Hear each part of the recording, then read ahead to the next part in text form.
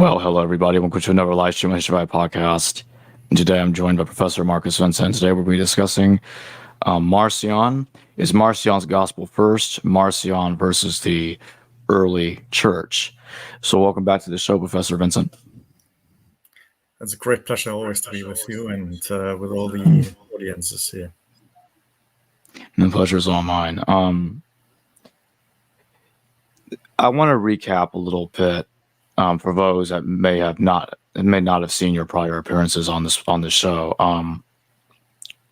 How does one such as yourself go about trying to reconstruct Marcion, and did he actually have conflict with the church, and which sources are the best kind of sources for that kind of information? I think that's a great question because I think the answer to that entails already the kind of perspective that one needs to take. If it had been the case, as you just outlined, and which you get quite often in literature, by claiming Marcion to be in conflict with the church, as you were saying, usually we get even a more stronger opinion. We only need to take great, relatively recent books about Marcion.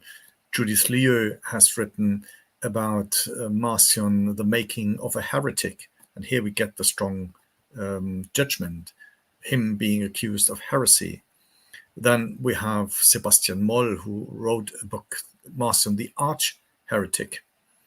And I could add books and articles with this type of a denigration of the person. When, however, we look into the historical witnesses that are available to us from the 2nd, 3rd, and 4th centuries, then we will see that there is a debate between teachers in the 2nd century, which is no surprise. It's something we find today in academic circles, just as in politics and elsewhere. But it is, and it has not been in the 2nd century, a type of mutual exclusion, even if people would have liked to exclude each other from the communion. The church in the 2nd century had hardly any means and mechanisms for doing so. What we get is, throughout the 2nd century, a gradual intensity of the debate, and the more this Christian movement in the 2nd century becomes institutionalized, the harder the discussion between those teachers become. Yet Alain Le Boulouec, a French scholar, had worked on the notion of heretic, for example, and has shown a few years ago in a 2 volumes work, which has been received and accepted as the standard on the history of hereticizing in the 2nd and 3rd centuries. He noticed that prior to Irenaeus of Lyon, which is the 2nd or last part of the 2nd century, so around 177, when he published a book which is usually summarized as Adversus Hereses, against the heretics, Alain Le Boulouec has shown that prior to this book, so prior to the end of, let's say, the 170s of the 2nd century, heretics and the notion of heresy was a common one, which didn't mean anything else, just school opinions, because the hieresis was a school, and different schools were different hiereses with their individual opinions. So to think about Marcion to be in conflict with the church in the 2nd century is already pretty anachronistic. If we then look into the people who call him a heretic, the first one is indeed Irenaeus. That's where Alain Le Boulouec got the notion from.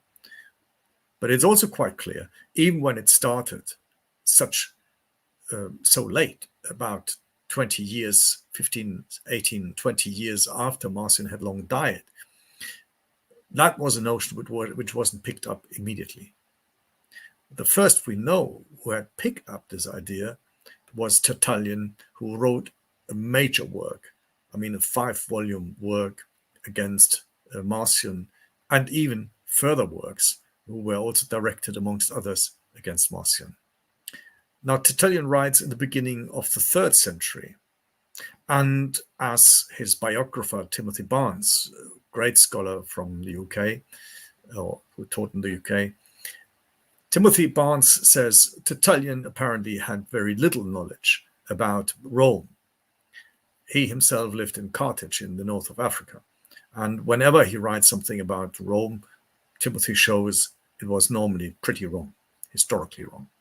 Now, in this case, even he got it completely wrong, because he makes the claim in one of his works, he makes the claim that Marcion, just as Valentinus, was several times expelled from the community in Rome. This is already quite doubtful, because, if he had been expelled from the Church of Rome, then why would he have been expelled several times? Second issue with this statement is that Tertullian gives us the information that Marcion, with Valentinus, had been expelled when Eleutherius was Bishop of Rome. Now, we know from other sources and from Tertullian himself that Eleutherius was bishop at the same time when Irenaeus was bishop in Lyon, which brings us again into the years around 177. Now, as I said before, Marcion had for over 15 years been dead, because we are told by other sources that by the beginning of Mark Aurelius' reign, and he starts becoming an emperor in the year 161, Marcion had already been dead. You can see the church for hundreds of years, that time and after, had not excluded anybody who had been dead. So we can see that not only Tertullian doesn't seem to know pretty much about when Eleutherius really was alive and in office, if he was ever in office, he also didn't know when Marcion had died. And he seems to have very little knowledge about what happened in the Roman community. And even when in the 3rd century, 50 years after Tertullian writing, we have a mail exchange between the community in Rome and Cyprian, who was bishop in Carthage in the city of Tertullian, and where Cyprian has a very similar, rigorous approach. Like Tertullian, we have the community in Rome, and potentially it's the Bishop of Rome behind this community with his confessors, who write to Carthage and who explain that one shouldn't be as rigorous as the bishop in Carthage is, and he should take note that in Rome, the community that is writing this letter is in sacramental communion and accepts baptism just as they would have accepted the Eucharist amongst the different groups that existed in Rome. And they name the Novatians, they name the Valentinians, they name the Marcionites.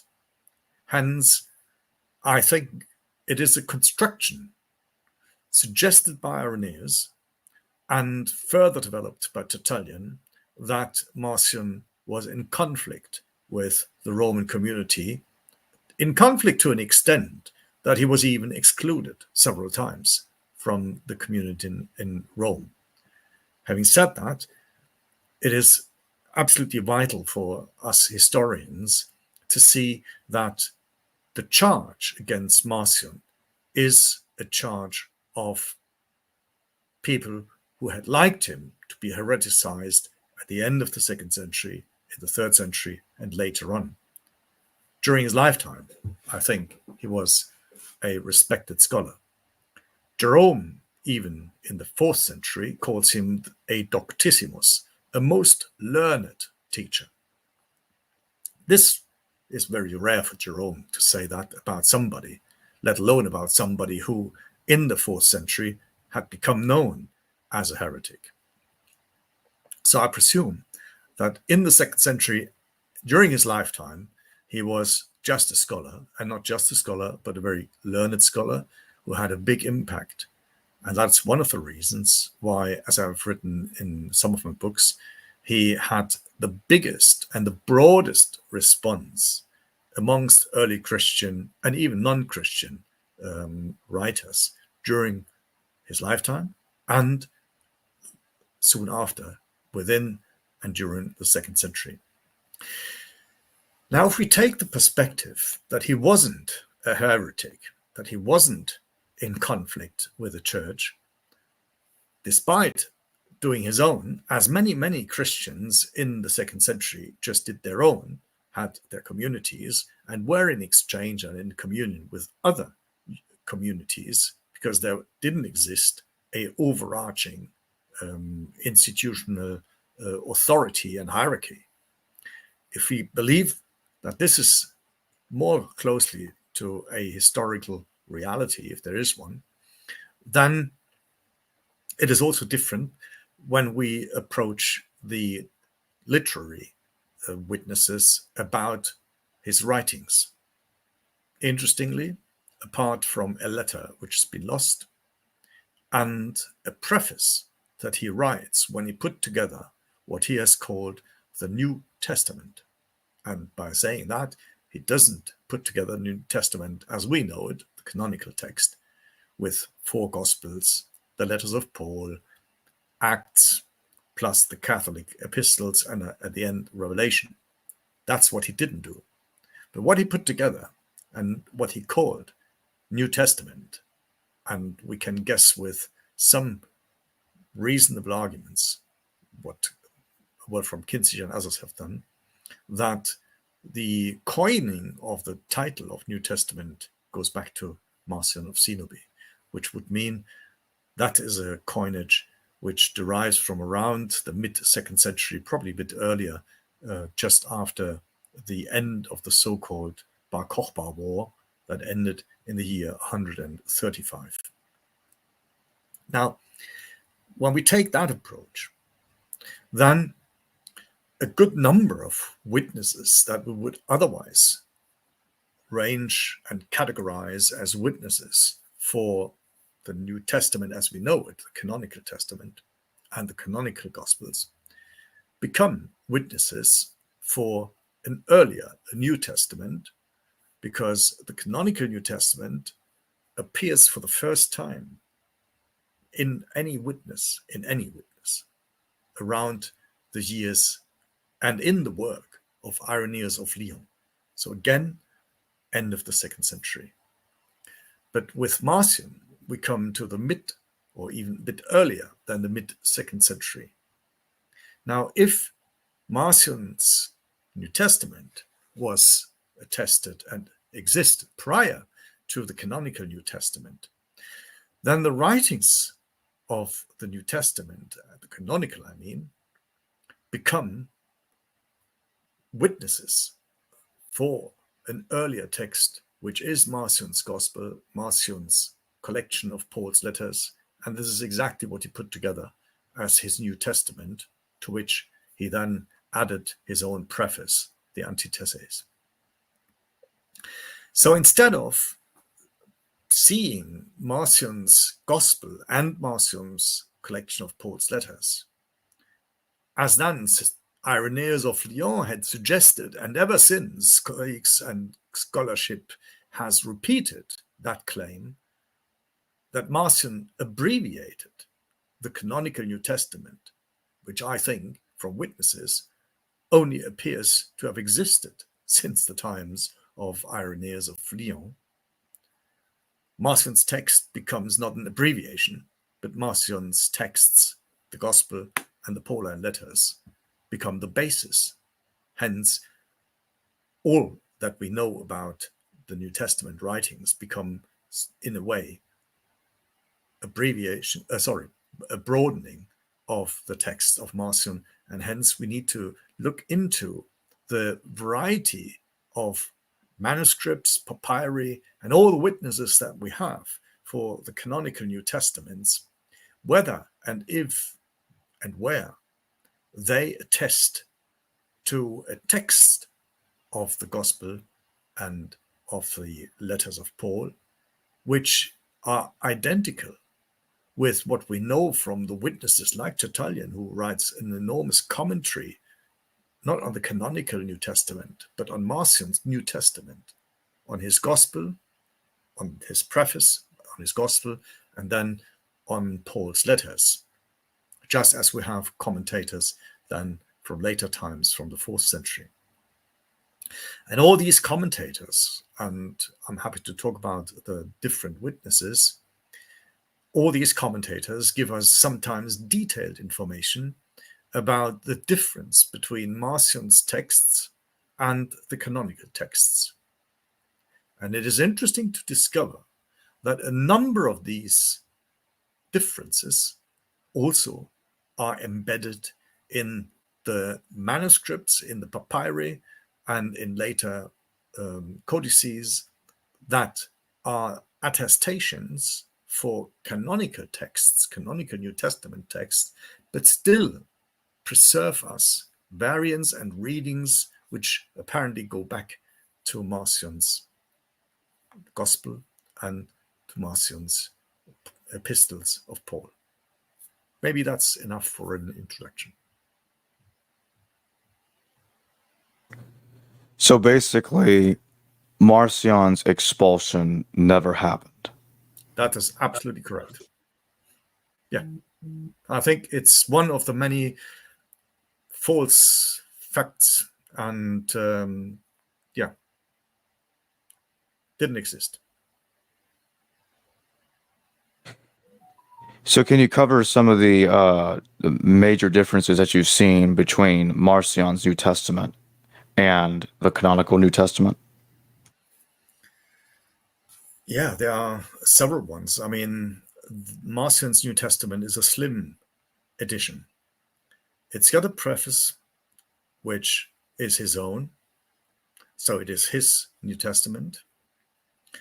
And his Gospel is very close to what we know as the Gospel of Luke.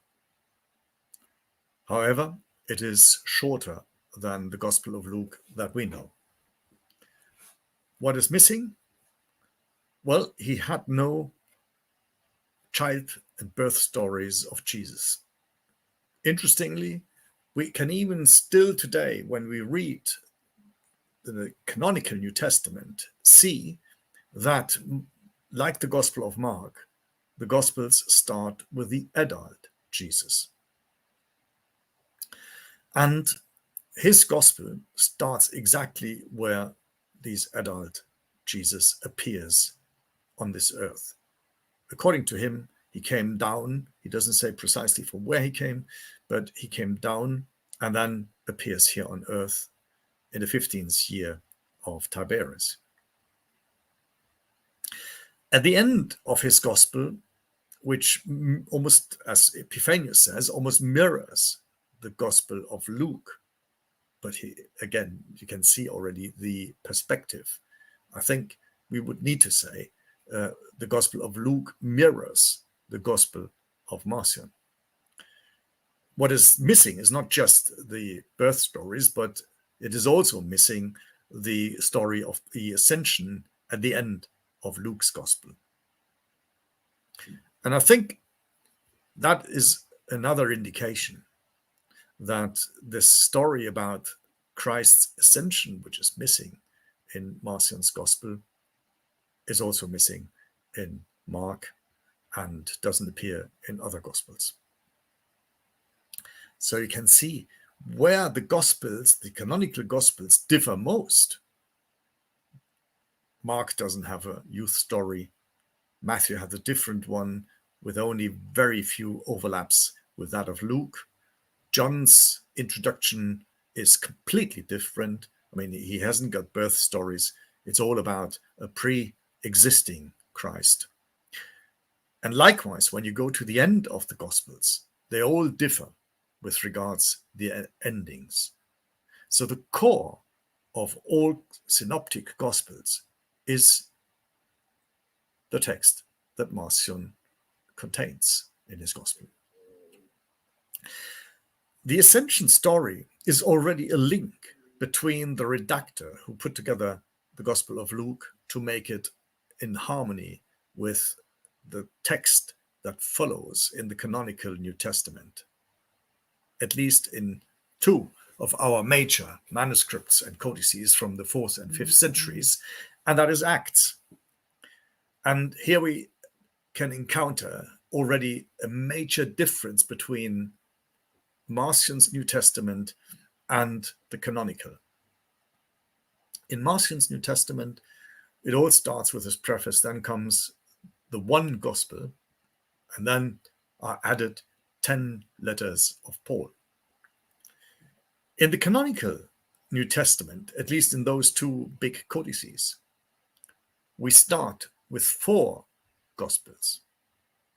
And interestingly, these are exactly those 4 gospels which, according to Tertullian, have been criticized in Marcion's preface. So instead of Marcion's preface that criticizes 4 gospels, and with Marcion's claim that these 4 gospels have been plagiarized and plagiarizing results of his gospel, the canonical New Testament starts exactly with those 4 gospels instead of Marcion's preface plus his gospel. So I think the 4 gospels and the fact that we don't have the Gospel of Peter or the Gospel of Mary or any other gospel that we know of from the 2nd century featuring in the canonical New Testament derives from the answer to Marcion's New Testament, which criticizes those 4 gospels and has only one. A second answer to Marcion's New Testament, that the Gospel of Marcion was followed by the 10 letters of Paul, is that in this canonical New Testament, just as we have it today in Nestle Aland and in our modern editions, the Gospels are not followed directly with the letters of Paul, but with the book of Acts. Now, the book of Acts, Tertullian says, is utterly important because, as Tertullian says, if I read the book of Acts, I can even digest Paul's letters. How is that possible? Well, it's exactly what the canonical glasses wants to instill into us, that we look through the book of Acts into the letters of Paul, so that we get a pre-understanding of who this Paul was before we read what we think is his authentic writings. So that is the first caveat of a major difference, because if you have read the book of Acts and if you think, oh, that is what Paul is, he is a missionary. He is secondary to the 12, because as the book of Acts in the beginning in chapter 1 says, you can only be a real apostle of the Lord if you have been with him from his baptism to his ascension. Now, Paul wasn't at his baptism. He wasn't at his ascension. He has never encountered, according to what we know from Acts and what we know from the letters that follow, he has never encountered the historical Jesus. So that excludes him from being this authority of a real apostle. When he then later, only once in Acts, is being called an apostle, apostle means something different, because the text says he has been sent off, apostolan. So he has been sent off by the community in Antioch. So he's not a super apostle, if you like, not one of the 12. He is just an envoy by one of the communities. In addition, Paul is not a letter writer in Acts. By the way, Acts never ever mentions any of Paul's letters. So Paul is a very different figure from the canonical New Testament, and from particularly, he is another Paul compared to the pre-canonical, to Marcion's New Testament.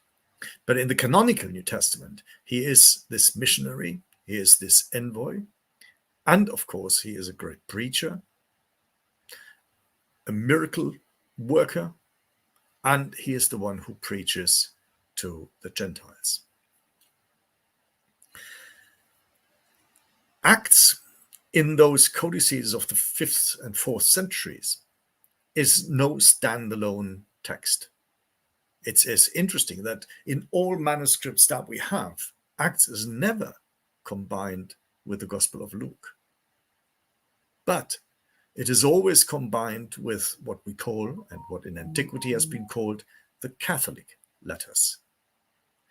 This entity has been called in the Byzantine area, so in the 4th, 5th, 6th centuries, the so-called Prax Apostles.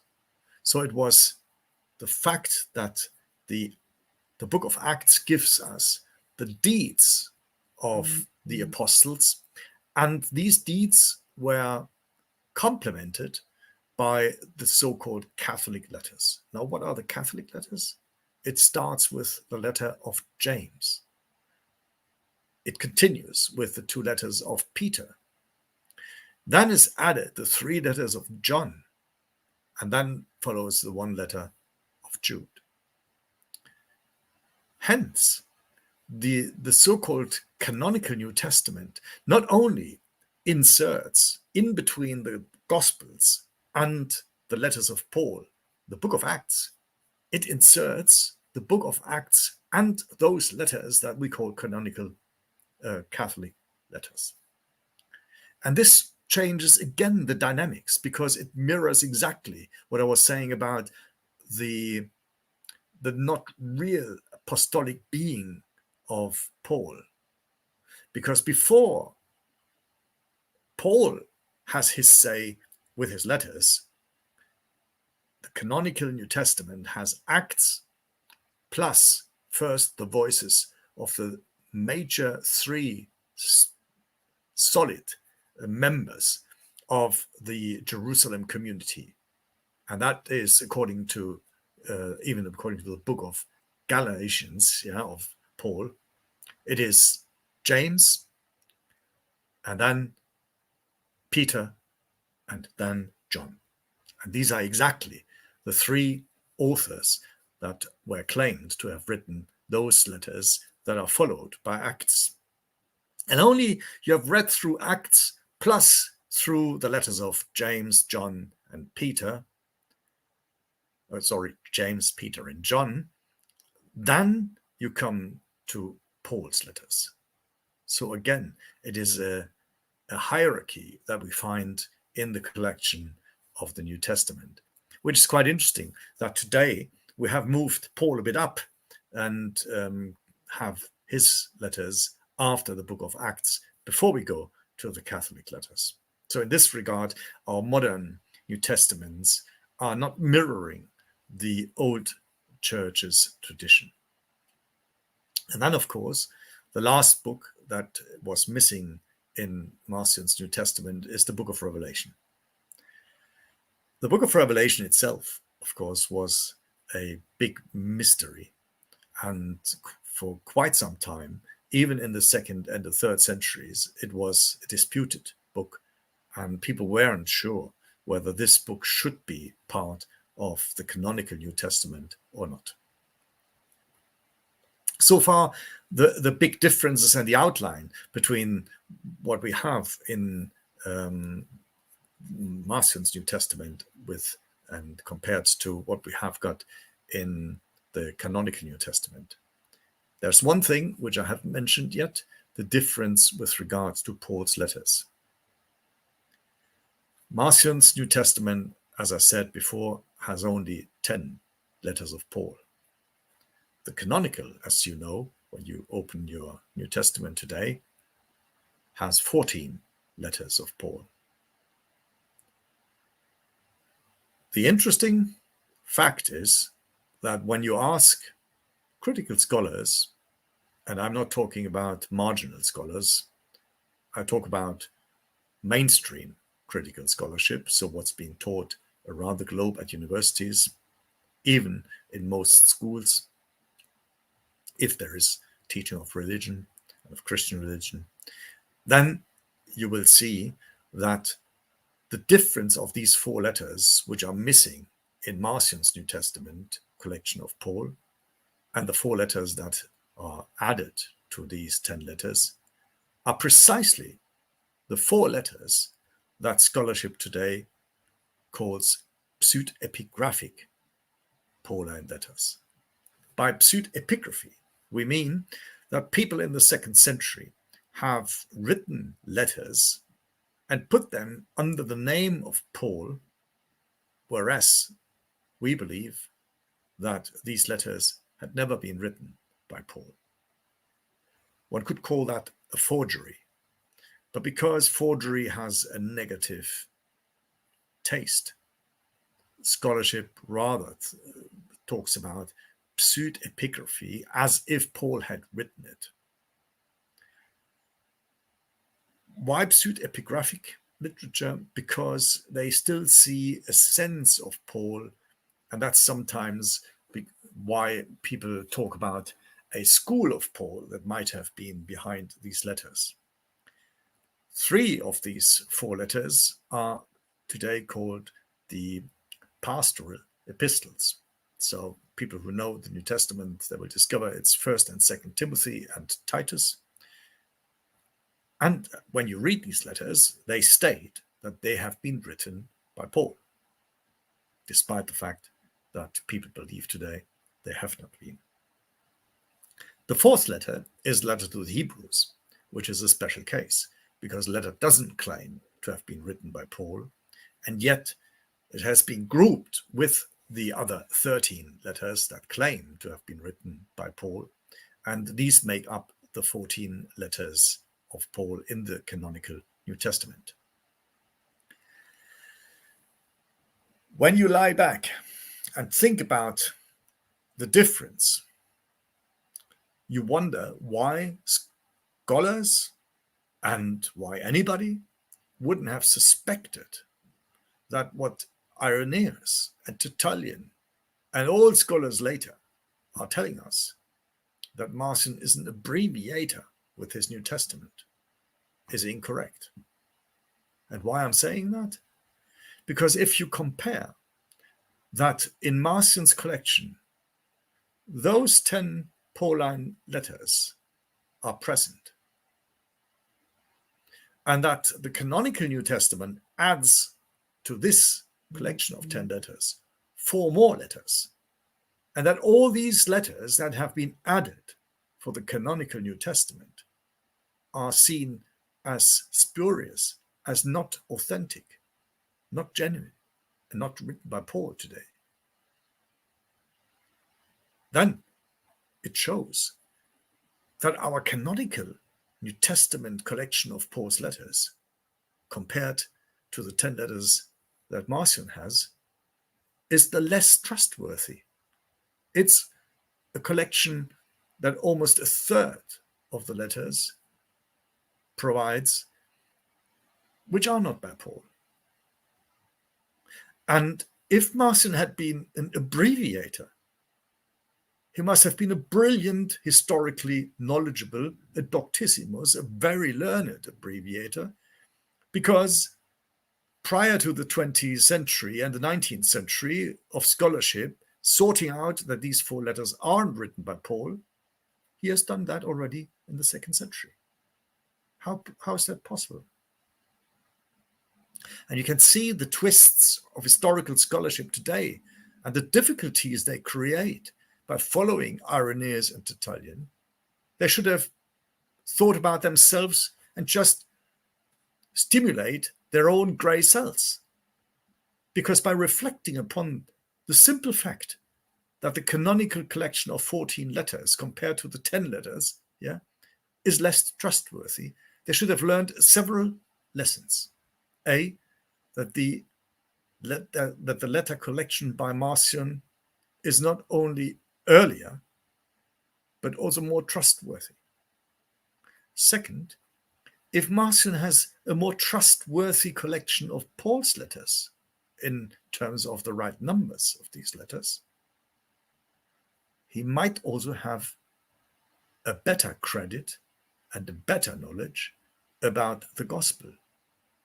And maybe it's just the same case that his gospel is more authentic, it's earlier, and that his claim that these other four gospels are copies, rogue copies, are plagiarisms, sounds to be more true than the claim by Irenaeus that Marcion is an abbreviator.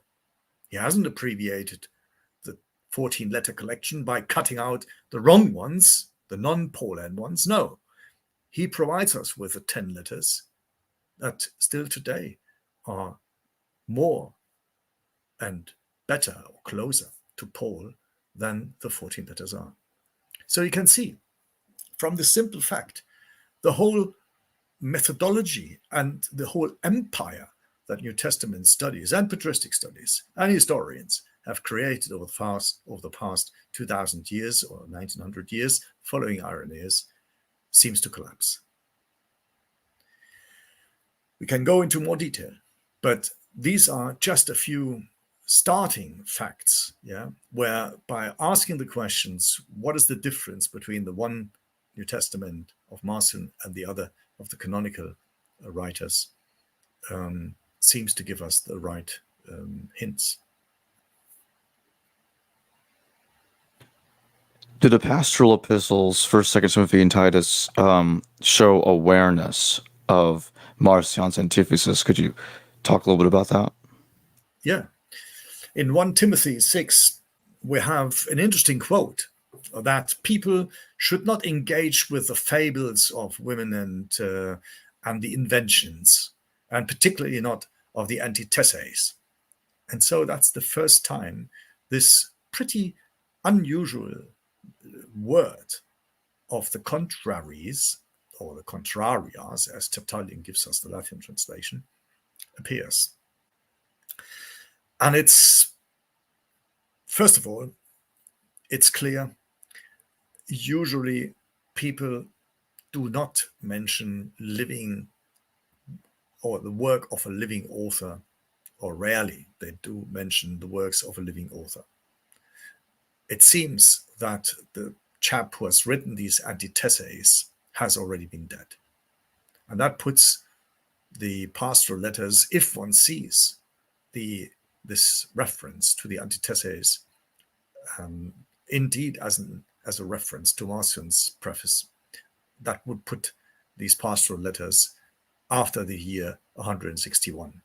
And I think that's precisely where I would think they have been written, in the 160s, maybe even in the 170s. That this is not far-fetched can be seen by all kinds of studies that exist, monographs, books, who have searched for hints of Paul's language and of Paul's letters to be traced in other writings from the 2nd century. And the most detailed of these researches show us that, with the exception of the small letter to Philemon, all other 9 letters that are part of Marcion's collection are being somehow referenced, if not quoted, but shine through various texts of the 2nd century. And there are 4 letters, again, 4 letters, which do not shine through, which are never referenced, which are never quoted. And these are exactly the 4 letters that are added to the 10 letters in the canonical New Testament.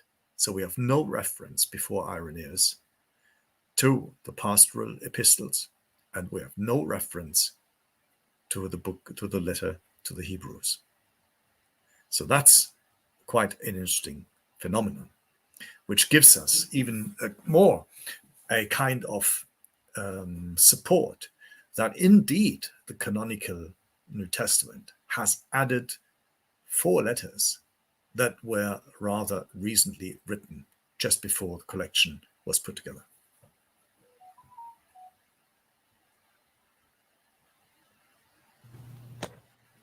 Is 1 Corinthians 13, 1 Corinthians 14, 34 to 35 in Marcion's version of 1 Corinthians about women being quiet in church?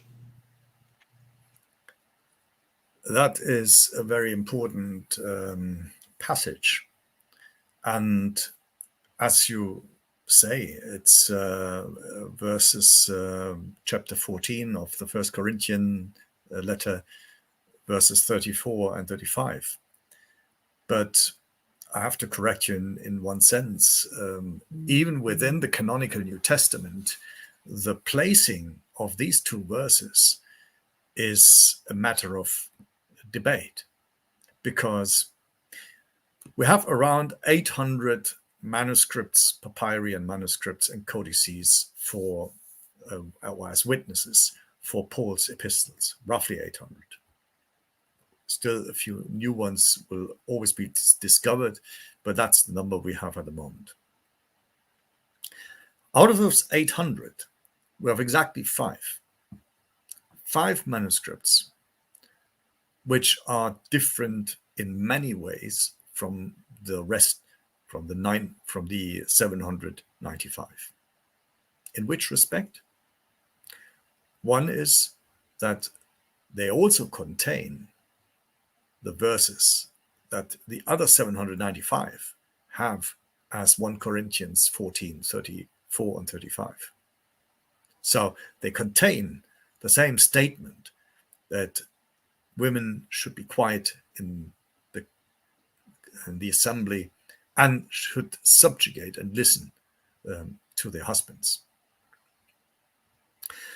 In those 5 manuscripts, these 2 verses are placed at the end of chapter 14. Now, content-wise, that doesn't make a big difference between placing them earlier or later in the 14th chapter, because in both places, it's roughly being said that the custom of the church, or in 1440, the harmony of the church depends on women shutting up and obeying. Nevertheless, in the history of scholarship, particularly in the last 100 years, scholars have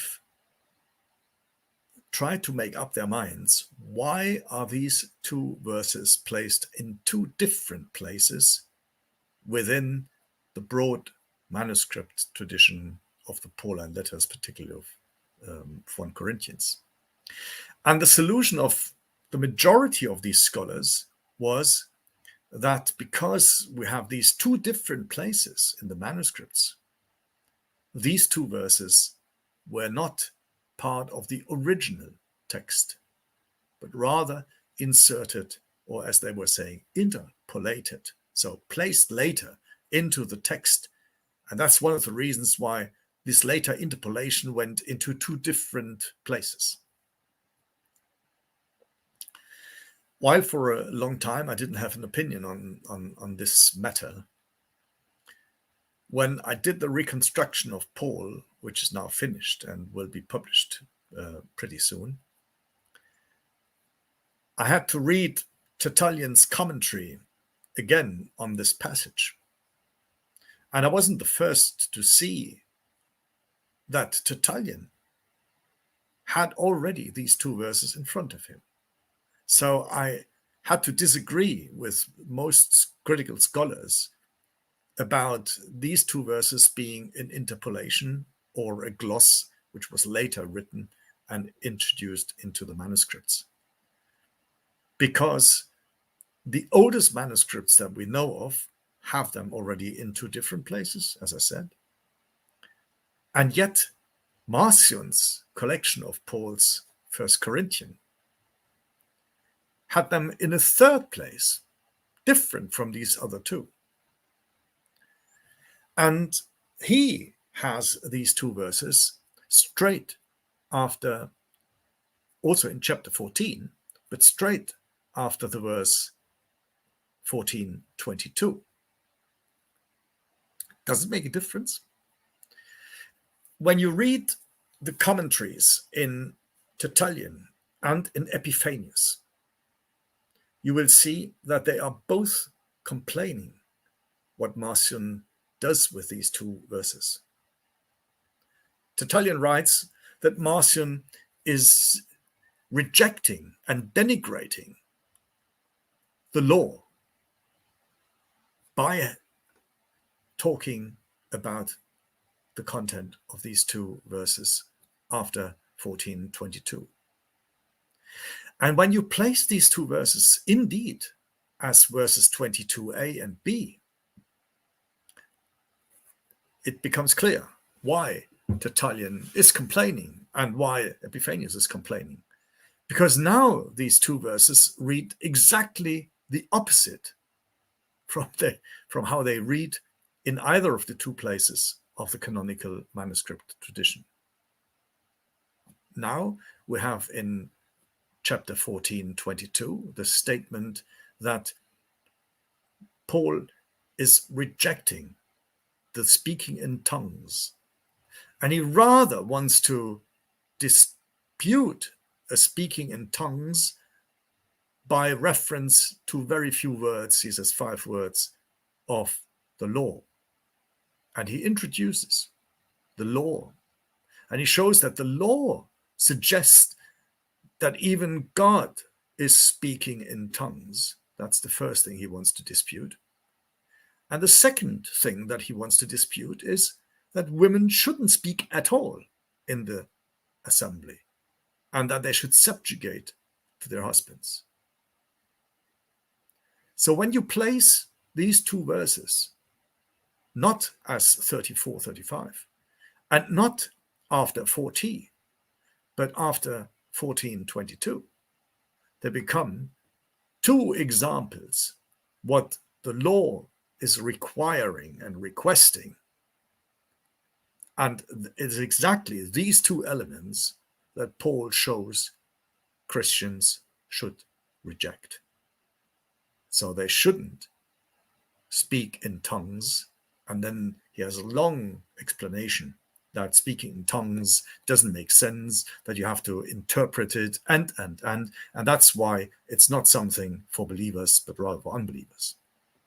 And likewise, it is with the quiet place for women and the subjugation of women. This is not something which should be part of the Christian community. So you can see that in Marcion's collection of Paul in 1 Corinthians, we have the opposite opinion to what later canonical texts were stating. So I have to say to my scholars and colleagues that this is not an interpolation. It is worse, and it is not the only one, where the redactors of Marcion's New Testament have taken a knife and cut out verses and placed them somewhere else in order to counter the opinion that this Paul, Marcion's Paul, is voicing in those 10 letters that he collected.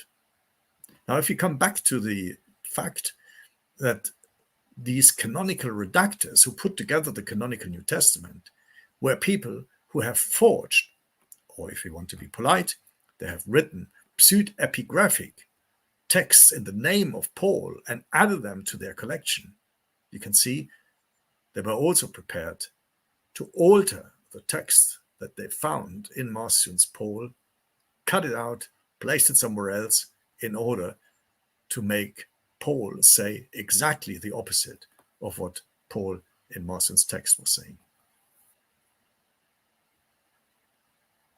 So, in other words, they're taking what Marcion's Paul is saying and changing the context of it to fit their later narrative. Precisely. Yeah. All right, let's take a super chat question. We'll start with hard work. Thank you for your super chat. How important is establishing accurate Marcionite scholarship for dating New Testament texts? How drastically will it change our current dating consensus?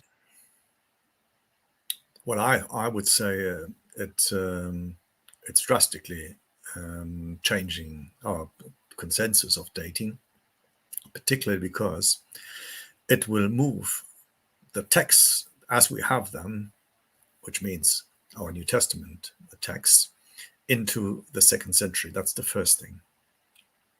And I think we can go even a bit further because now that I have done the reconstruction of the Pauline texts, I would even disagree with my own earlier position. And that's what scholarship is. You have to question not only the assumption of colleagues, but your own assumption first. I can also move my own earlier position because I thought that in the mid of the 2nd century, Marcion put together his New Testament more out of oral statements, where he put together a gospel, and maybe even out of oral information, he put together the 7 letters of Paul. I was already earlier convinced that the 3 letters which he added to his 7 letters of Paul, and these are, again, scholars who doubt that these 3 letters were written by Paul as we have them. And that's why they call them the Deutero-Paulines. Deuteros means second, so not second rate, but second hand. So it's not written by Paul himself. And these 3 Deutero-Paulines are the letters to the Ephesians, to the Colossians, and the 2nd letter to the Thessalonians. Now, I've already believed in earlier publications that these 3 letters might have come to Marcion, the redactor, in form of a collection. But now that I've finished the reconstruction of the 10-letter collection of Paul, it occurred to me that not only was Marcion relying his collection on a collection of 3 letters, but he must also have been relying on a 2nd collection, and that was a collection of potentially 7 letters. So he was relying with regards to Paul on 2 earlier collections. Interestingly, scholarship for a long time has maintained that there were earlier collections prior to Marcion. I doubted it, but I think it confirms this older position. And we might start reflecting how old these 2 collections were. But I will come to it. But when you look into Marcion's collection of Paul, you will read the Galatians as we have it in Marcion's collection. And you will see that in Galatians 5:21, the text makes a peculiar cross-reference and states that what you're reading there in 5:21, Paul has said before. Interestingly, Galatians is the letter that starts Marcion's collection of Paul's 10 letters. So he couldn't have said anything before, because in the first 5 chapters, or in the first 4 chapters, before 1521, he doesn't talk about this topic. The only text it can refer to is in 1 Corinthians 15:50. But 1 Corinthians in Marcion's collection comes after Galatians.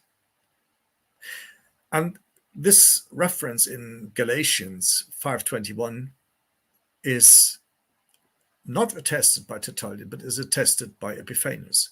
So one could have thought maybe Epiphanius here gives us the canonical text. I've thought about that. But I don't think that can hold. Because even when we read Epiphanius, we can see an indication that he knew about this verse 5:21 in Galatians. So I think we have to agree that this was part of a Marcionite text. And in this case, Marcion may have just left this in, although it refers to a later letter and not to a previous one. So that's quite often something redactors make, mistakes. We all make mistakes. And here the redactor must have left the wrong cross-reference in his text. That, however, explains to us that Marcion must have had a collection in front of him, which was differently structured. It shows that what the canonical writers later do, and the editors, to restructure a collection of the New Testament, Marcion has done himself. So he must have had a collection which, I suspect, not only had Galatians after 1 Corinthians, but he must have had a collection where Galatians came after 1 and 2 Corinthians, because these two texts, like Thessalonians later, and are standing and sitting together. If that was the case, from the variety of manuscripts with the orders of Pauline letters, then it seems that he had a collection in front of him which started already with Romans, then 1 Corinthians, 2 Corinthians, and then Galatians. It means, and that doesn't surprise me now that I've done the reconstruction, it means that he seems to have had a collection of 7 letters that had already some affinities, at least in the structure, the order of these 7 letters, that are reflected by the canonical New Testament redactors later. They seem to have known about these 7 letters and about the structure of these 7 letters, and they must have put them back in order. So they've restructured Marcion's 7 letters by putting them back into the order of the 7 letters that Marcion had in front of him. You see, that complicates a bit the prehistory of Marcion's collection. Because if we see that in working with Paul's letters, he made use of 2 earlier collections, I doubt now my previous position that he didn't make use of a collection of a gospel that existed prior to him. What the nature of this gospel that pre-existed, so the collection of words and deeds of Jesus, how that looked like, unfortunately, we have no wrong cross-reference in Marcion's gospel as we have it here in Paul's letters. So it's sheer hypothesis and guesswork what the nature of the text was, of the collection. The only thing which I think we can with some assurance say that if a redactor with regards to Paul's letters works exclusively with collections of texts, which he then restructures and reworks and rephrases in certain places, he will not have done differently with regards to putting together his gospel. So I think if he had come across a collection, he would have used a collection. And he would have potentially restructured it and also rewritten it in places, just as he has done apparently with regards to the 7 letters. That he must have done substantial redactional work, both with regards to the gospel and with regards the 10 letters. That we can see when we compare the lexic, so the words, the grammar, the style, even the semantics of words. Because despite the fact that with regards his gospel and the Pauline letters, the nature of what these texts are talking about is so different, when it comes to detail, the language between the gospel and the 10 letters of Paul is extraordinarily similar. Similar not in terms of big names and words and whatever, similar to the dots, similar to very tiny words, similar to grammatical structure, and. So I think the person who has done the redaction of this New Testament of Marcion must have had an enormous impact on the texts themselves, on the wording of the texts, on the writing of the text, on the content, and on the structure of the text. And the question, of course, is who was that redactor? Was it Marcion himself, or was it somebody earlier? I think I would agree now that the redactor has worked with collections with existing texts, but I would still think that the type of work seems to be done after the Second Jewish War, around the 140s, when these texts also become to be received by other people, reworked, rewritten, commentated upon, and so forth. So I still think that the early witnesses of the 2nd century and later who want to credit who want to credit Marcion with putting together this collection of the New Testament, together with his preface, are not wrong. I think they are right, and I still believe that Marcion was the one who put together our earliest New Testament. However, different from what I believed before, I think by doing so, he made use of at least 2 collections, and maybe with regards to Gospel, also a 3rd collection of earlier writings that existed already. And how far back do you think those collections go, and how much of it do you think might have been written by a historical Paul? This is a crucial question, which is, I think, a bit too early to answer at the moment. I would have thought that we need to dig a bit deeper into the comparison, particularly between the 3 letters, the Deuteropaulines, and the 7 letters. We need to work out, and I think that goes beyond the reconstruction, which I'm preparing for publication. It goes a bit beyond what I can do here because I'm laying the groundwork.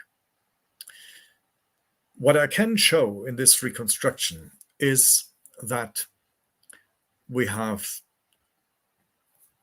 before I go beyond and earlier and ask about the historical Paul, let me tell you what I can better explain, because we're witnesses.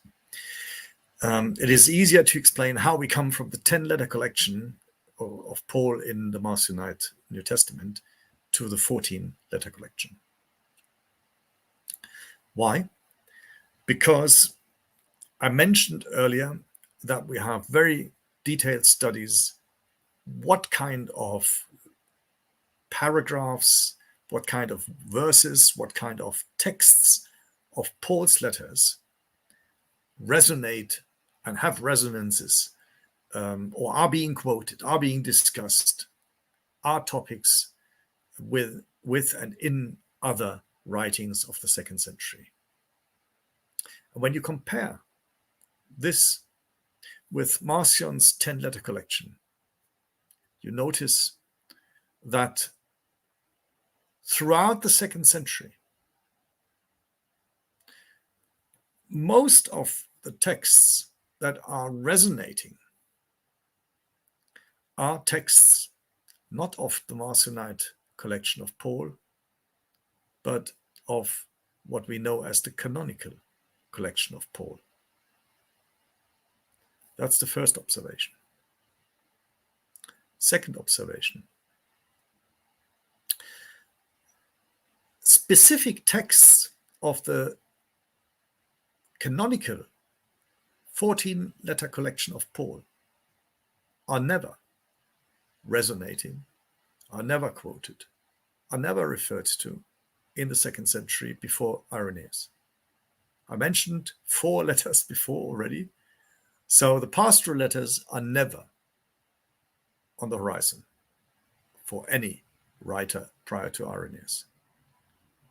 the same happens with the letter to the Hebrews. So we can discard those 4 letters. But it becomes more interesting when we compare the 10 letters and what passages are never referenced, are never appearing in the 2nd century writers.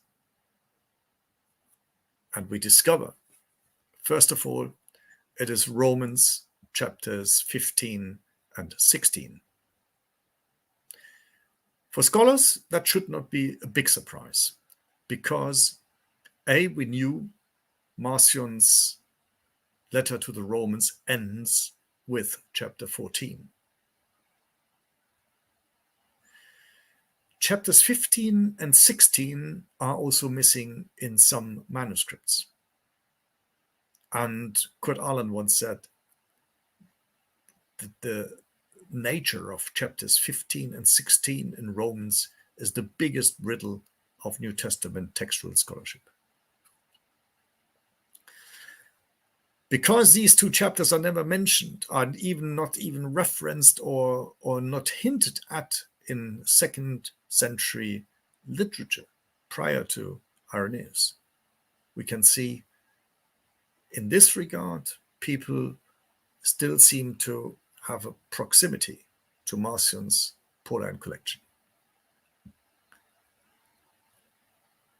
Then we have 1 Corinthians 16, the chapter with all the greetings, which is never, ever somehow referenced and somehow present in this type of literature. Next comes Romans 13, 1-7. So it is that we should have preaching or prayers for the state government. Doesn't appear in any reference. And we will have another few chapters, which I could now go on, which are never referenced. And you can see these are all very closely related to Marcion's Paul.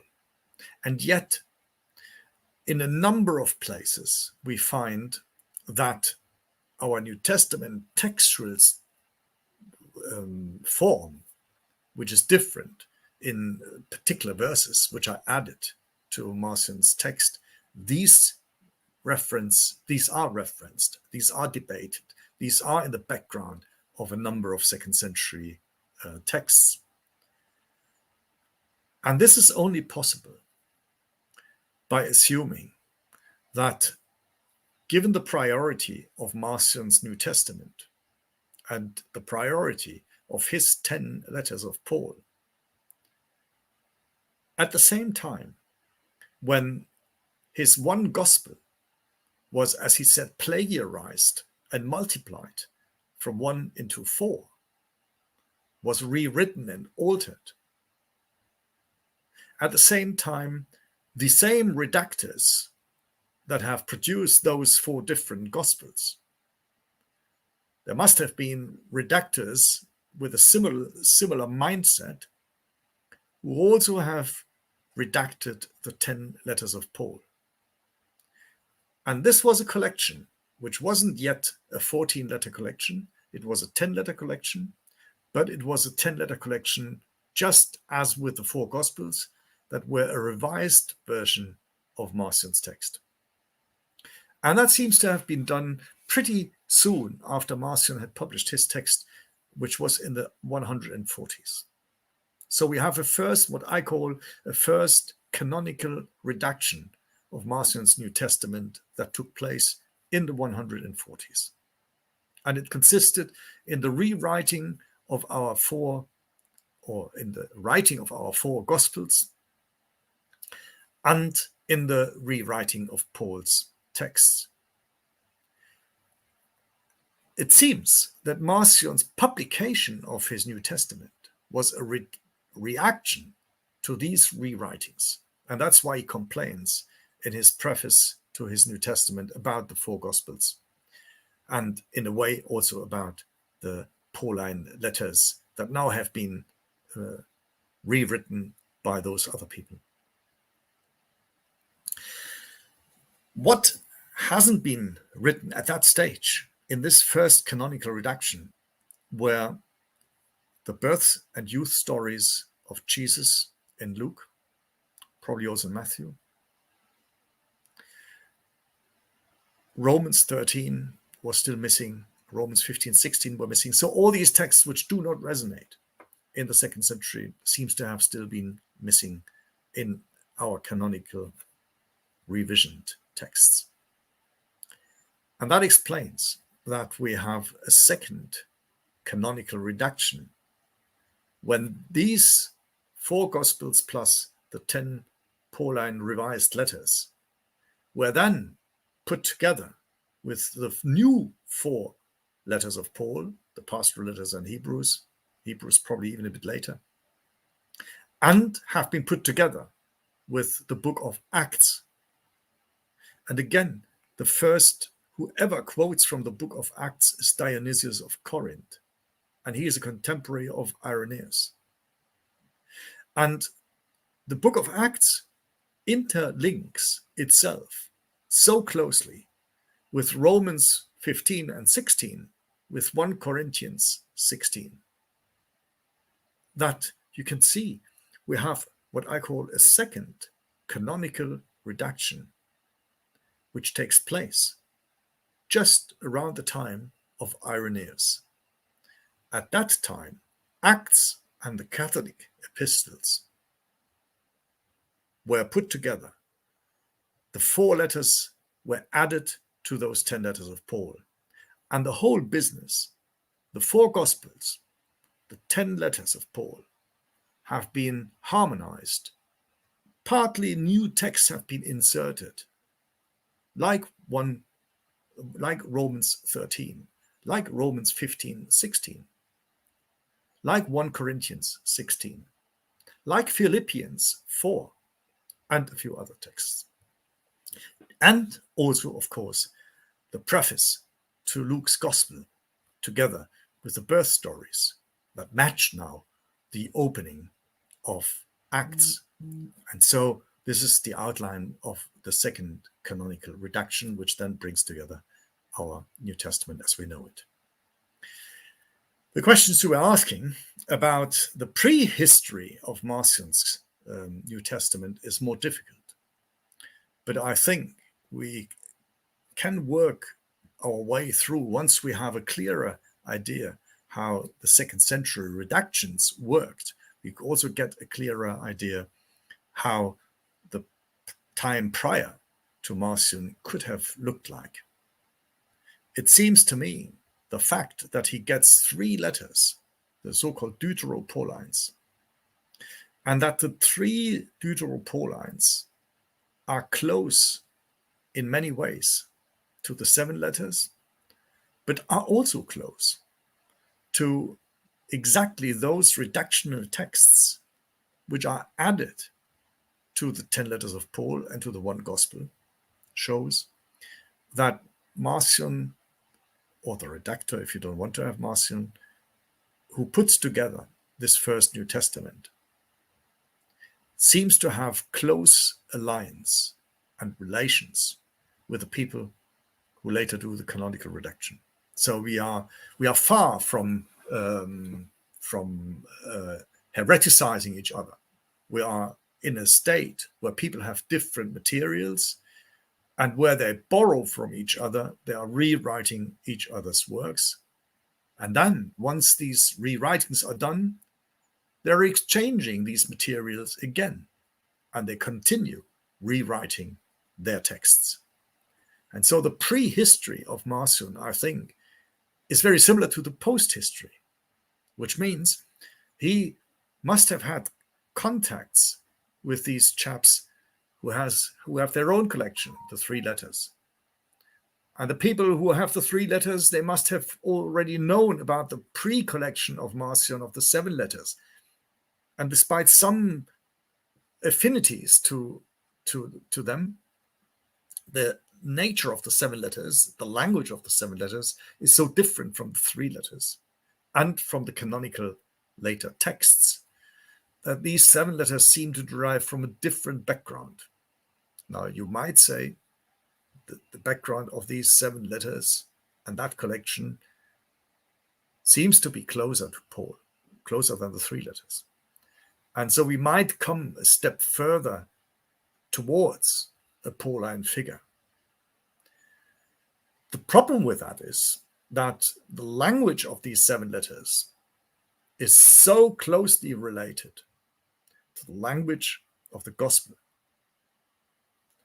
that it is hard to believe that these 2 sets of texts, as we have them in Marcion's New Testament, are very remote from the redactor. And so it will be pretty hard work, but I think we can do that in the future, and we will have to do it. I mean, we have computer linguistics, and we have to start comparing these texts with each other to see whether we can go back even further in history and extract what might be redactional, typically Marcionite redactional texts, and with what might be prior being embedded in a earlier gospel and in an earlier collection of those 7 letters. Mr. Warlight, thank you for your super chat. Where do you think Marcion traveled from his home in Sinope? What are all the cities he visited, and where in Anatolia did he eventually end up afterward? Well, Mr. Warlight, that's a great question. What we know is that Sinope is in the north of Turkey, so it's straight at the border of the Black Sea still today. It was a big city at the time, an important city where a Roman navy was based. We have a lively Jewish community, and this Jewish community is famous for critical Greek text work. Where Marcion traveled from, I think he traveled from Sinope.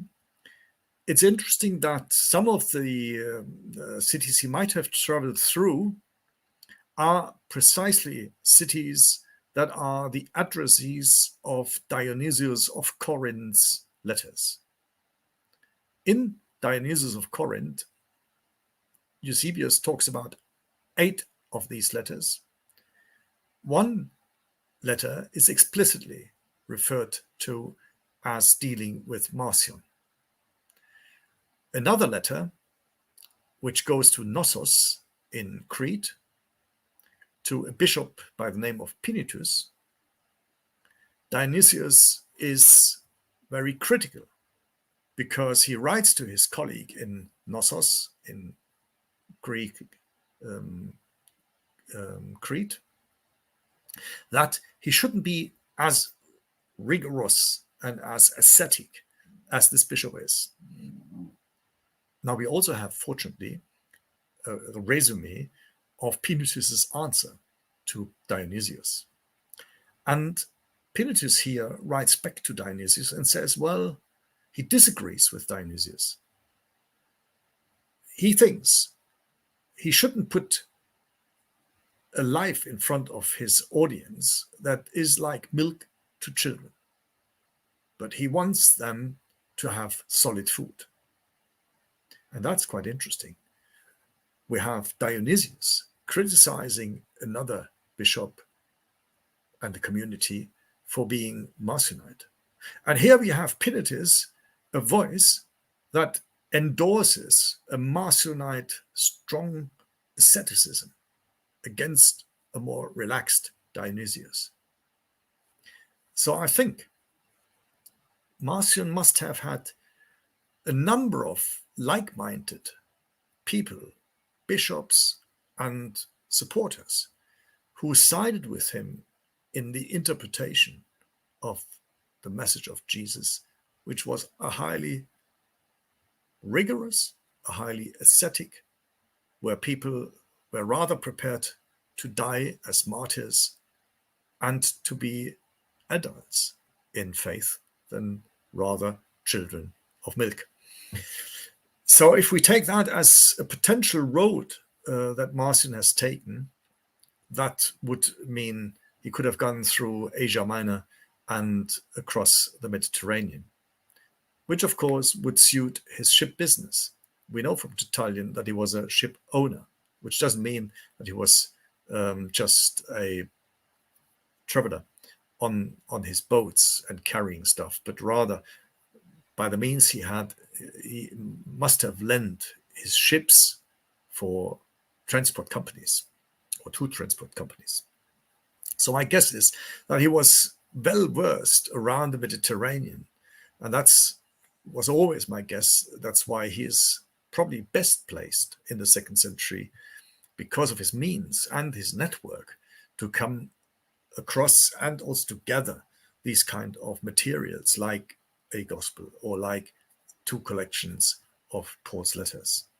At the same time, you cannot run a business like the one he was running if you are not able to read, to write, to calculate, and to have the means for creating codices, for example. So the route, I think, he was well versed with the Asian minor cities, because that's the way you do business. We have the report in Irenaeus' text, which he refers back to a presbyter, whose name he doesn't give, but who seems to have been a member of the Marcionite community, because he knows so much about Marcion's business in Rome. So you can see that Marcion also was placed in Rome, and that is what Clement of Alexandria and others tell us, that after the Second Jewish War, which means after the year 135, and Clement adds that he was the oldest who went into displacement after the Jewish War, that he went to Rome and that he established there his schoolhouse. Now, even a big businessman who deals with ships on the Mediterranean and on the Black Sea, the sea, as they said, was closed from around October to March. So you had ample time to teach and to act as a teacher in the capital of Rome. And that seems to have been his business during those years or months during the year where he didn't run his business. I hope that this explains a bit the move around. It also explains that there seems to have been relatively little information about his goings and doings in the north of Africa, except that his collection of the New Testament seems to have been known, because otherwise Tertullian in Carthage couldn't have got hold of a copy of these, be it manuscripts or codices.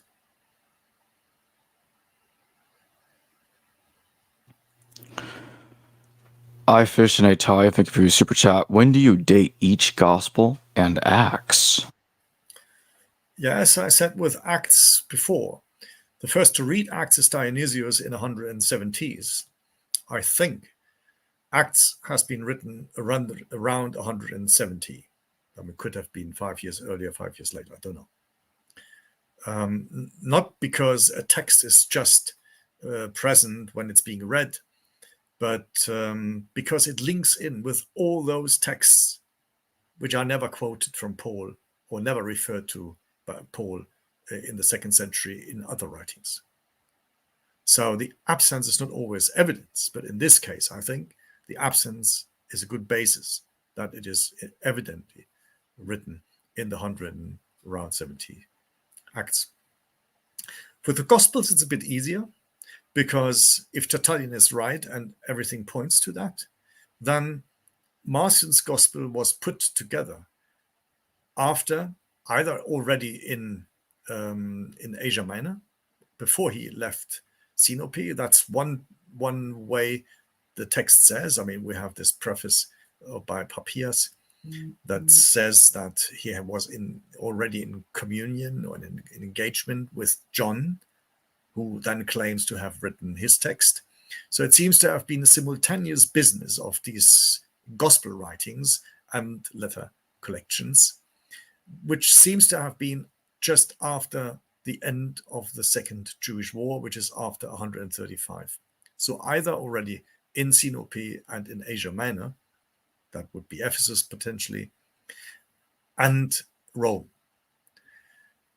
The entire rewriting of these and then the creation of these four Gospels, I think, was a matter of the time between 135 or 38, 140, and then the putting together of Marcion's counter collection, or rather the first real collection, that was in the 140s.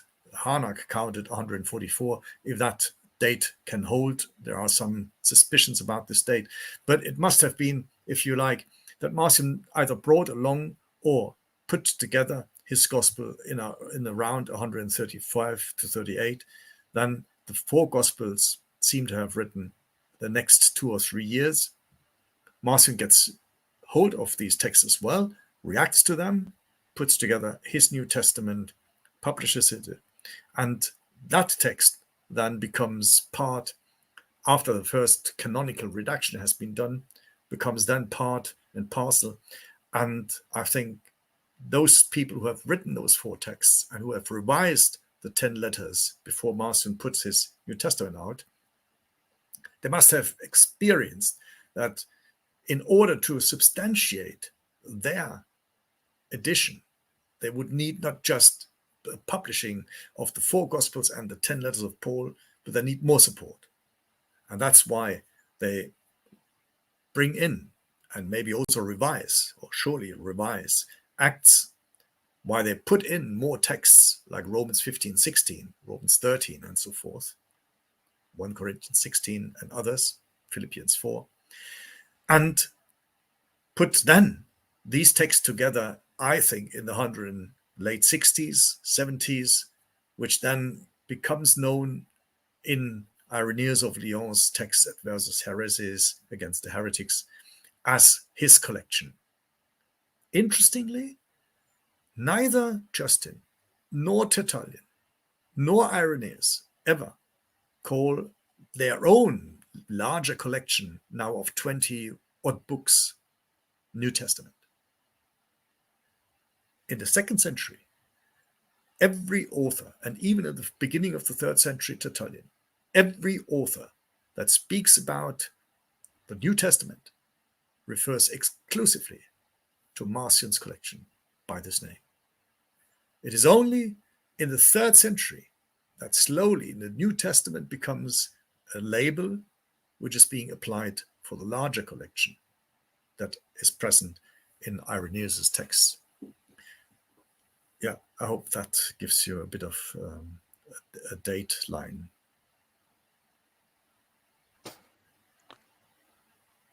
Michael E., thank you for your super chat. Did you think Marcion wrote the Pauline epistles?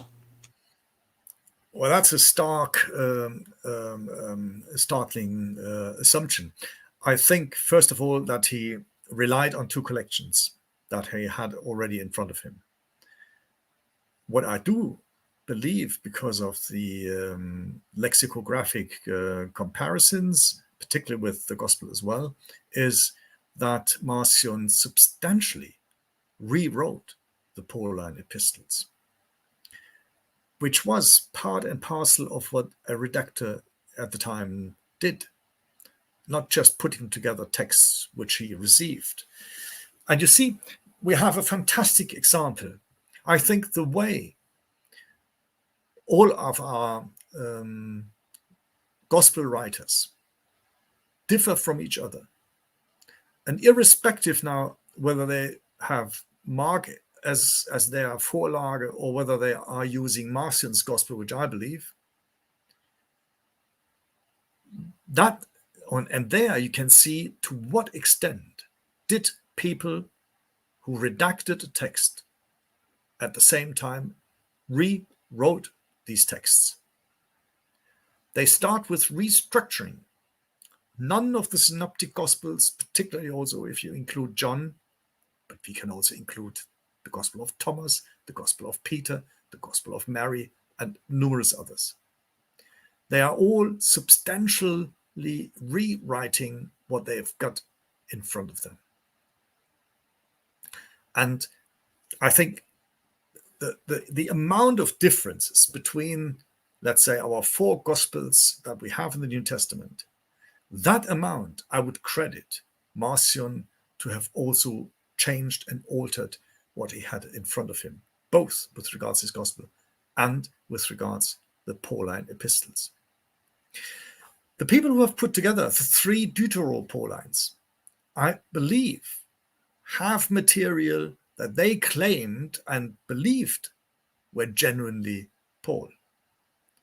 However, just as our 4 Gospel writers are rewriting their Vorlage, these people from, I think, a canonical milieu, a canonical background, that's what I call them, because they are the people who then are putting together this canonical text in the first and in the second redaction. They must have rewritten the material that they had in front of them to create these 3 Deutero-Pauline epistles, which then become again rewritten by Marcion. And likewise, I think Marcion did exactly the same job with the Vorlage he had, so with the 7 letters and with Marcion's Gospel. And that makes us work hard to believe that, and what has originally been written by Paul. There are instances, even when I did the reconstruction, there are instances where you can see that Marcion had some trouble with the text, just as he had some trouble with some of the texts in the Gospel by putting together his collection. So he's not always at ease with what he had in front of him. And he tries his best to make them as coherent as possible. But you can still see sometimes breaks, and just as with the redactional note, which is wrong. So some of the instances where you think and believe, we get a step further behind the text that we have in front of us and may make some hypotheses and suggestions what the text before could have looked like. Whether that's already then Paul's own voice will need to be established, I don't know. But at the moment, I think we're getting a bit closer to what Paul might have said and written himself.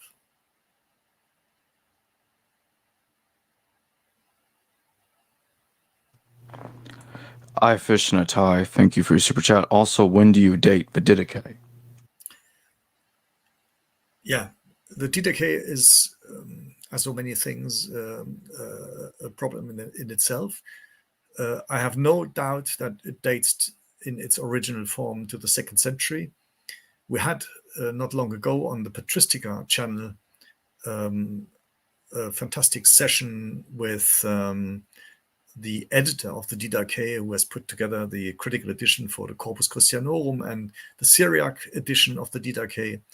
And I think we agreed, at least listen to the details there, but I think we would all agree that the texts as we have them now in the critical editions that he put together, that these texts are mirroring more the 5th century and to some extent even later strata of the editions and reductions of this text than a 2nd century text. The problem is, just to give you one example, that the oldest Greek text that we know of, except for a few fragments, date to the 12th century, and the Didache being part of a codex, which we call the Codex Hierosolymitanus, so the Jerusalem Codex. And in this codex, we have texts from the 2nd century. But when you look into the text that we have, for example, for the Ignatian letters, it's not the 3 letters, it's not even the 7 letters, but it's a collection which gives us the 14 letters of Ignatius. 13 or 14, the matter you want to count them. And these are texts which have been heavily gospelized and biblicized in the 5th century. The theology of these Ignatian letters are closely related to the Arian tradition. So this is a rewriting, a reconfiguration of the letters which have substantially been changed and altered in the 5th century. As we have no older text, we cannot be certain to what extent, if at all, but to what extent, if so, the Didache has undergone a similar alteration in those 400 years or 300 years. That makes me a bit reluctant. I can date the Didache, which I can date with many, many colleagues to the 2nd century. Whether it's earlier or later, I think it doesn't make a big difference because we don't have any other hints to it. Whether these elements that we today have in the Didache, which relate to, for example, the Gospel of Matthew, if you think of the Lord's Prayer, for example, and a few other passages. Here we are not sure whether these were already part of the Didache in the 2nd century or whether they came to the text at a later stage, unfortunately.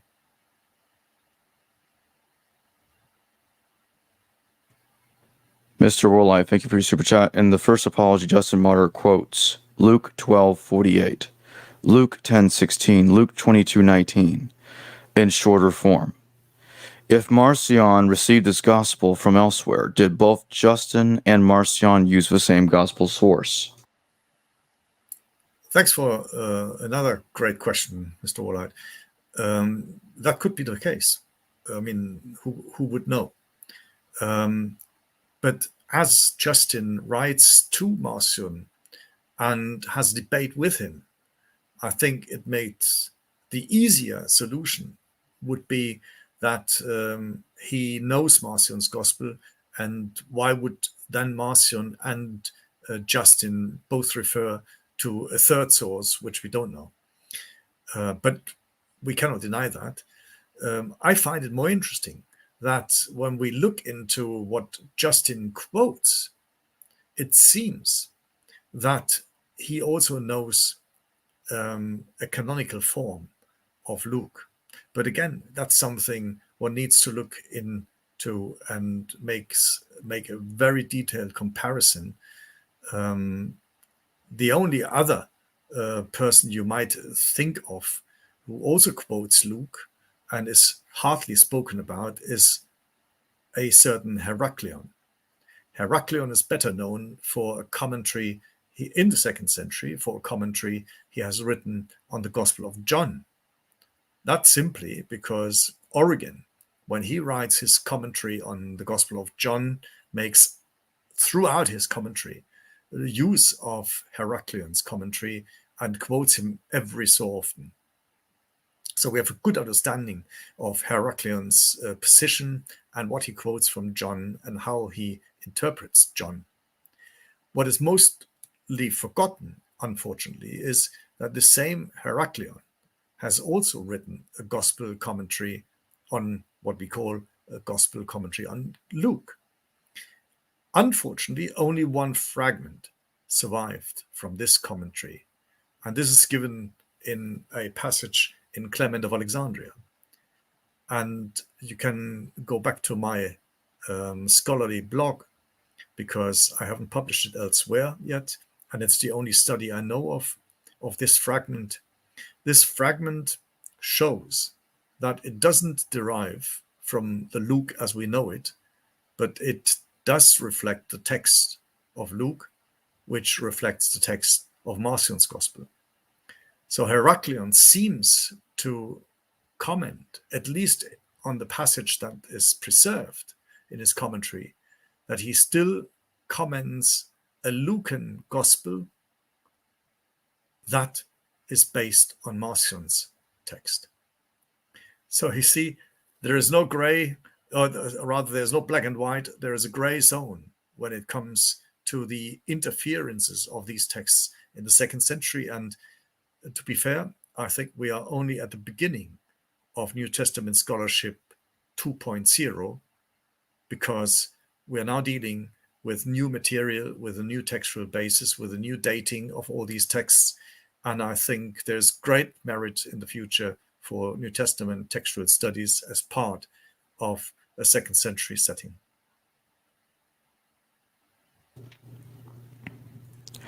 JC, thank you for your super chat. How does Marcion's testament portray the Jesus Christ character in terms of fully human versus incarnated being or other?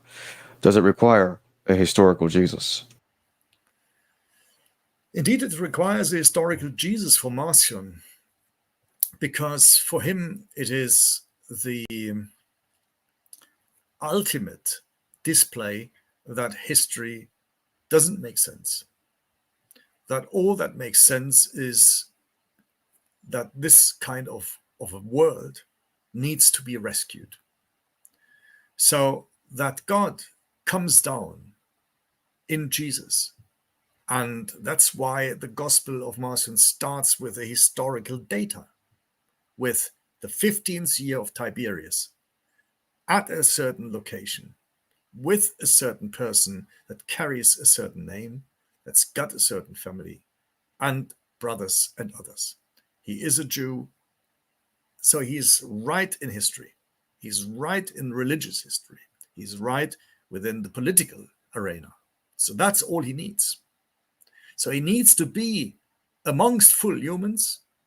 He needs to be himself a human. That's why in Luke 24, he denies that he hasn't got bones. Of course he has bones. So he is a human being. And I think Tertullian has a hard time to try to claim that his appearance as a resurrected Christ, as a phantasm, is the image Marcion portrays throughout Jesus' life. I think this is an overstatement. Marcion, of course, cannot be measured against the later Docetist debate of the later third centuries. So what we have here is, on the one side, a strong emphasis also on the difference between Jesus and the divine. For example, Lord, in Paul, in the gospel, that's only Jesus. It's never the transcendent. The transcendent has no name. He is beyond. So we haven't, if you like, I wouldn't call it an incarnation, because that is a typical term that then turns up in the late second, early third century with Tertullian, a long debate in the 7 letters of Ignatius, where all comes to debate then the question whether the earlier positions are Docetist or are real. And I think that is a distortion of the debate that went on earlier. And I think the distortion derives from Marcion's strong antithesis that this word is an alien word for the transcendent. It's not something that this transcendent God who is rescuing this world has created. The mess was not the result of the divine action. The mess was the result of a demiurge, of somebody below. And this is a reflection you will see is very, very similar theology and cosmology in the Jew Philo of Alexandria. So there's no big difference between what Philo thinks regarding cosmology and also soteriology, the way the world is being rescued from Marcion. So Marcion is in this sense a good Greek Jew.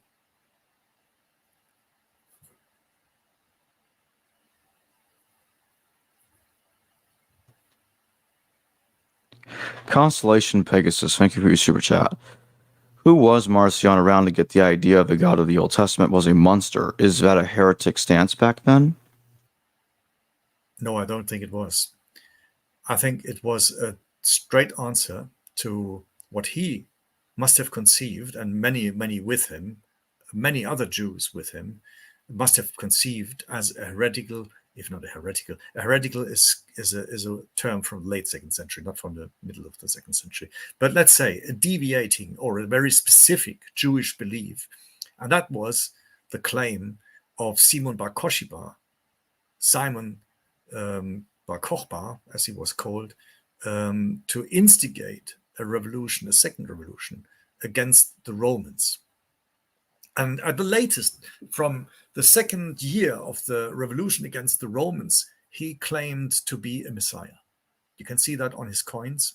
And I just had the pleasure 10 days ago to attend a conference on coinage, on Jewish coinage from the hundreds of years, with a specific emphasis on the second century, which clearly demonstrated how this Jewish leader portrayed himself as the Messiah.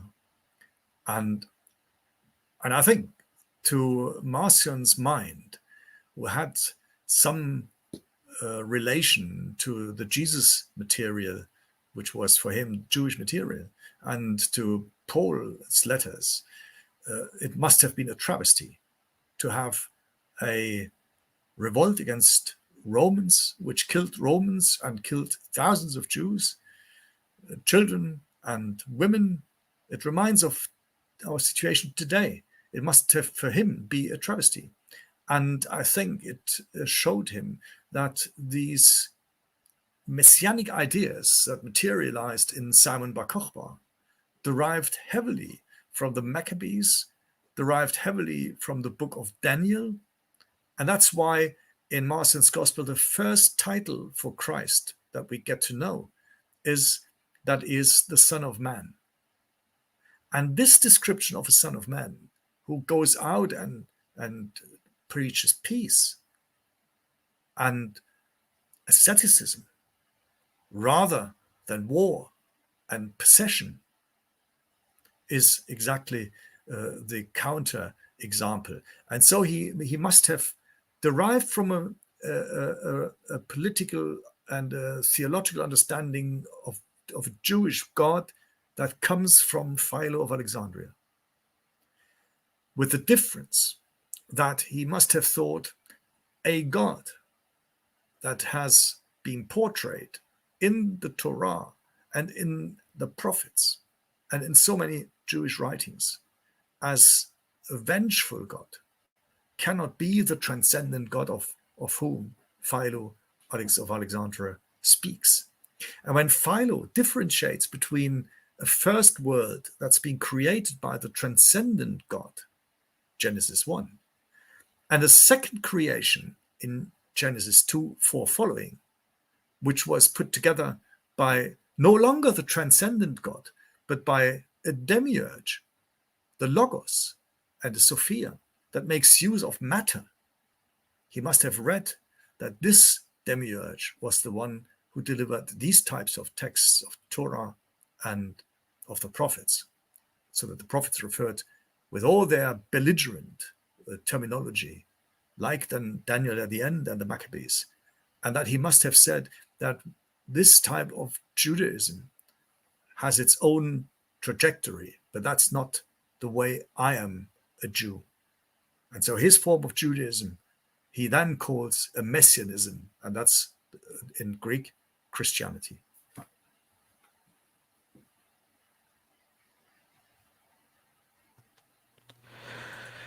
JC, thank you for your super chat. The texts appear to follow first century Christian school and community formations. When and how did these texts arise? When and how did these arise before text stories about a Christ and his teachings? Oh, I think I would give you $500 if you could tell me. I don't know yet. So we need to explore that. And I think we cannot do it on the basis that we have done before and used before. We have to work backwards from the second century into the first one as far as we can.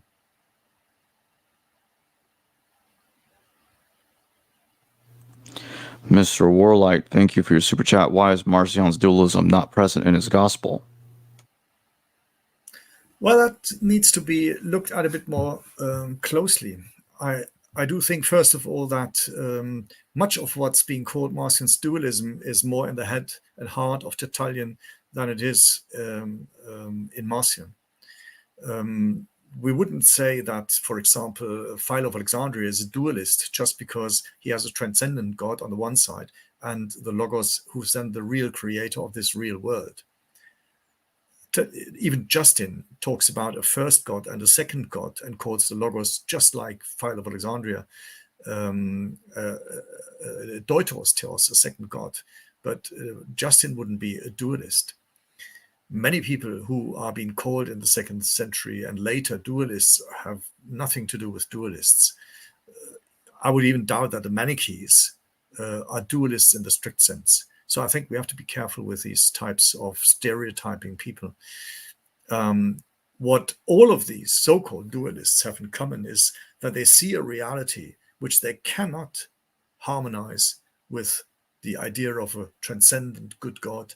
And here we have a long tradition And we might even think some of who we don't call dualists are subscribers to this vision.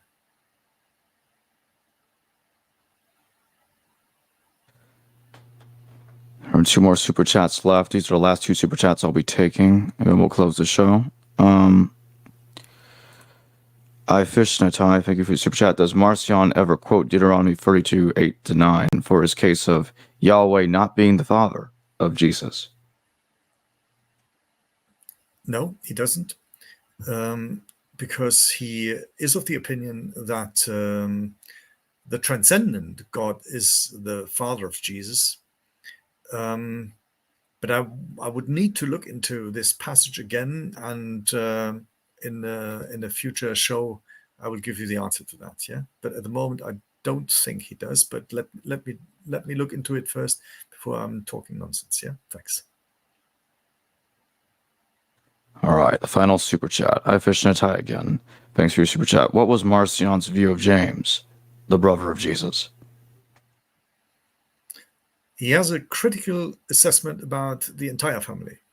So again, I think that the family is being used by Marcion or by Jesus in Marcion, is being used to show, first of all, he is part of the reality. So he has brothers, he has a family. And at the same time, he shows that these ties are things we should better leave aside. Just as the Paul in Marcion claims that we should not be married.